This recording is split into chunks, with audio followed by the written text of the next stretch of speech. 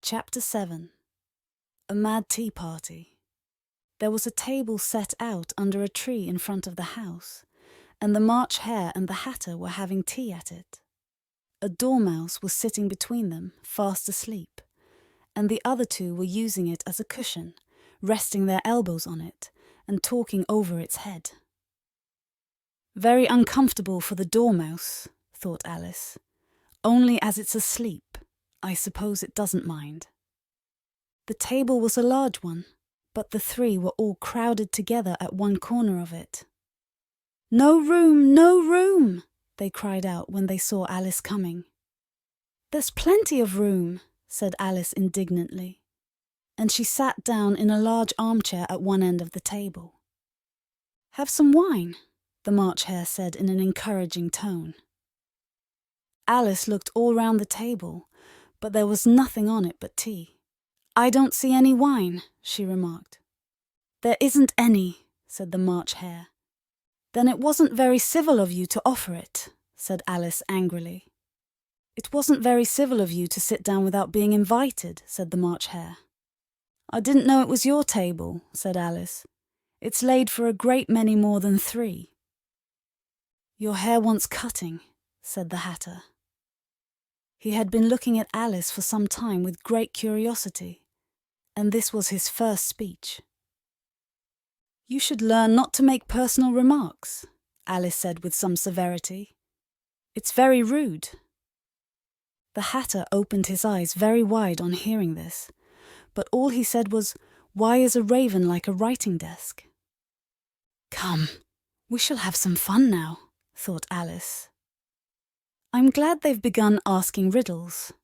I believe I can guess that," she added aloud. "Do you mean that you think you can find out the answer to it?" said the March Hare.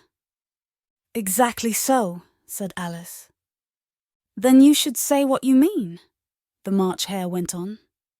"I do," Alice hastily replied. At least I mean what I say. That's the same thing, you know." "Not the same thing a bit," said the Hatter. "You might just as well say that I see what I eat is the same thing as I eat what I see." "You might just as well say," added the March Hare, "that I like what I get is the same thing as I get what I like." "You might just as well say," added the Dormouse, who seemed to be talking in its sleep, "that I breathe when I sleep is the same thing as I sleep when I breathe."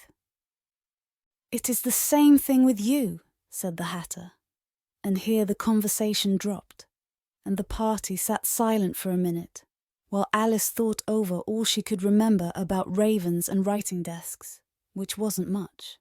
The Hatter was the first to break the silence. "What day of the month is it?" he said, turning to Alice.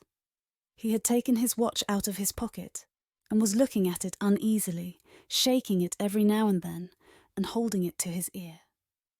Alice considered a little, and then said, "The 4th."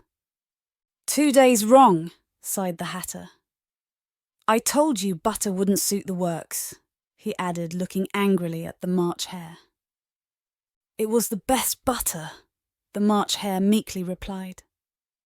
"Yes, but some crumbs must have got in as well," the Hatter grumbled. "You shouldn't have put it in with the bread knife." The March Hare took the watch and looked at it gloomily. Then he dipped it into his cup of tea and looked at it again. But he could think of nothing better to say than his first remark. "It was the best butter, you know." Alice had been looking over his shoulder with some curiosity.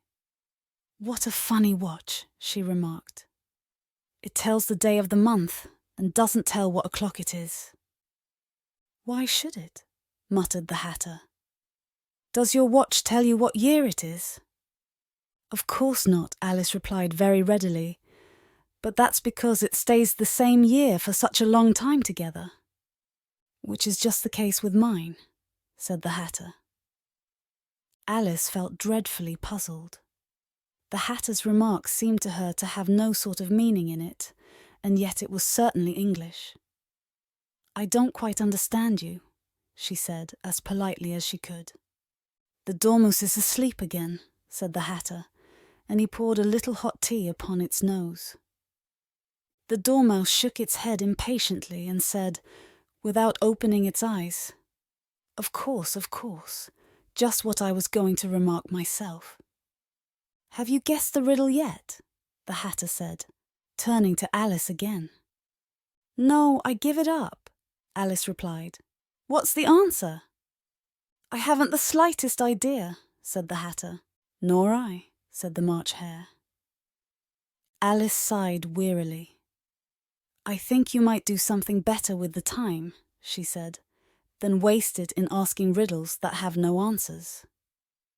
"If you knew time as well as I do," said the Hatter, "you wouldn't talk about wasting it. It's him." "I don't know what you mean," said Alice.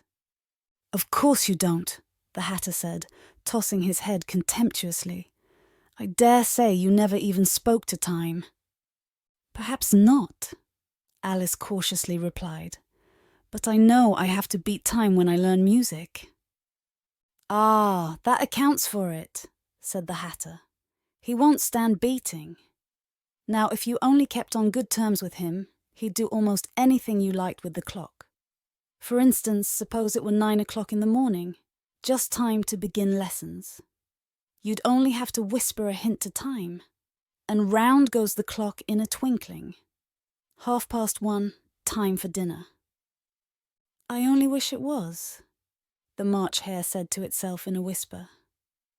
"That would be grand, certainly," said Alice thoughtfully. "But then, I shouldn't be hungry for it, you know." "Not at first, perhaps," said the Hatter, "but you could keep it to 1:30 as long as you liked." "Is that the way you manage?" Alice asked. The Hatter shook his head mournfully. "Not I," he replied. "We quarrelled last March. Just before he went mad, you know," pointing with his teaspoon at the March Hare. "It was at the great concert given by the Queen of Hearts, and I had to sing. Twinkle, twinkle, little bat, how I wonder what you're at. You know the song, perhaps?" "I've heard something like it," said Alice.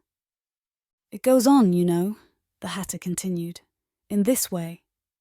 Up above the world you fly, like a tea tray in the sky.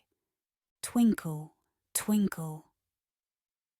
Here the Dormouse shook itself and began singing in its sleep.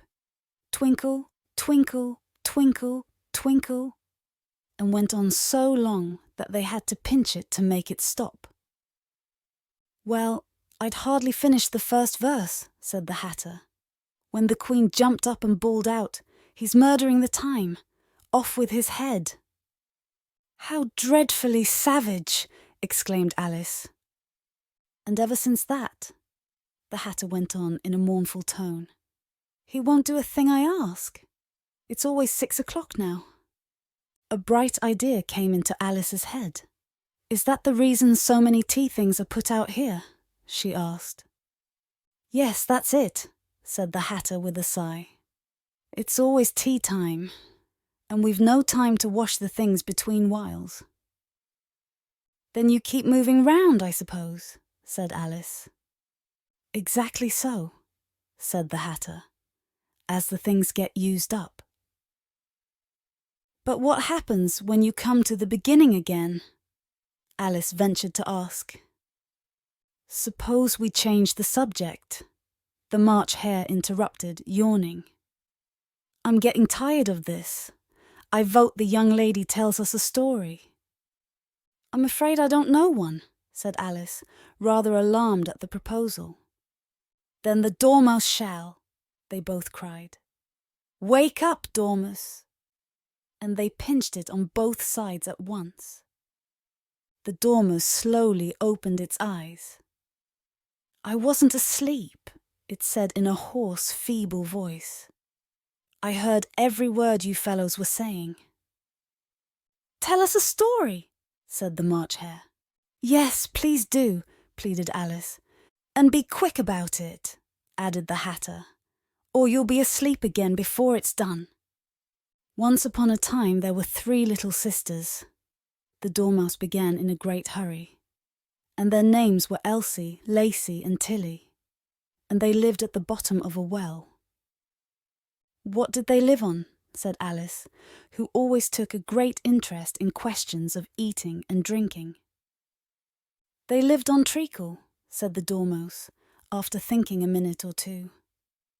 They couldn't have done that, you know, Alice gently remarked. They'd have been ill. So they were, said the Dormouse, very ill. Alice tried to fancy to herself what such an extraordinary way of living would be like, but it puzzled her too much. So she went on. But why did they live at the bottom of a well? Take some more tea, the March Hare said to Alice, very earnestly. I've had nothing yet, Alice replied in an offended tone.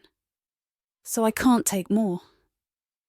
You mean you can't take less, said the Hatter. It's very easy to take more than nothing. Nobody asked your opinion, said Alice. Who's making personal remarks now? The Hatter asked triumphantly. Alice did not quite know what to say to this, so she helped herself to some tea and bread and butter, and then turned to the Dormouse and repeated her question. Why did they live at the bottom of a well? The Dormouse again took a minute or two to think about it, and then said, It was a treacle well. There's no such thing. Alice was beginning very angrily, but the Hatter and the March Hare went shh, shh. And the Dormouse sulkily remarked, If you can't be civil, you'd better finish the story for yourself. No, please go on, Alice said very humbly. I won't interrupt you again. I dare say there may be one. One indeed, said the Dormouse indignantly. However, he consented to go on. And so these three little sisters, they were learning to draw, you know. What did they draw? Said Alice, quite forgetting her promise. Treacle, said the Dormouse, without considering at all this time. I want a clean cup, interrupted the Hatter. Let's all move one place on. He moved on as he spoke, and the Dormouse followed him. The March Hare moved into the Dormouse's place, and Alice rather unwillingly took the place of the March Hare. The Hatter was the only one who got any advantage from the change, and Alice was a good deal worse off than before, as the March Hare had just upset the milk jug into his plate. Alice did not wish to offend the Dormouse again, so she began very cautiously. But I don't understand. Where did they draw the treacle from? You can draw water out of a water well, said the Hatter. So I should think you could draw treacle out of a treacle well. Eh, stupid? But they were in the well, Alice said to the Dormouse, not choosing to notice this last remark. Of course they were, said the Dormouse. Well in. This answer so confused poor Alice that she let the Dormouse go on for some time without interrupting it. They were learning to draw, the Dormouse went on, yawning and rubbing its eyes, for it was getting very sleepy. And they drew all manner of things, everything that begins with an M. Why with an M? Said Alice. Why not?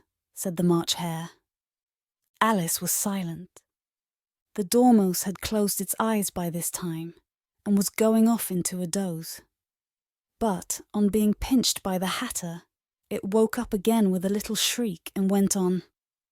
That begins with an M, such as mousetraps, and the moon, and memory, and muchness. You know you say things are much of a muchness. Did you ever see such a thing as a drawing of a muchness? Really, now you ask me, said Alice, very much confused. I don't think. Then you shouldn't talk, said the Hatter. This piece of rudeness was more than Alice could bear. She got up in great disgust and walked off. The Dormouse fell asleep instantly, and neither of the others took the least notice of her going, though she looked back once or twice, half hoping that they would call after her. The last time she saw them, They were trying to put the Dormouse into the teapot. "At any rate, I'll never go there again," said Alice, as she picked her way through the wood. "It's the stupidest tea party I ever was at in all my life." Just as she said this, she noticed that one of the trees had a door leading right into it. "That's very curious," she thought. "But everything's curious today. I think I may as well go in at once." And in she went. Once more she found herself in the long hall and close to the little glass table. "Now, I'll manage better this time," she said to herself, and began by taking the little golden key and unlocking the door that led into the garden. Then she went to work nibbling at the mushroom. She had kept a piece of it in her pocket, till she was about a foot high. Then she walked down the little passage, and then she found herself at last in the beautiful garden, among the bright flower beds and the cool fountains.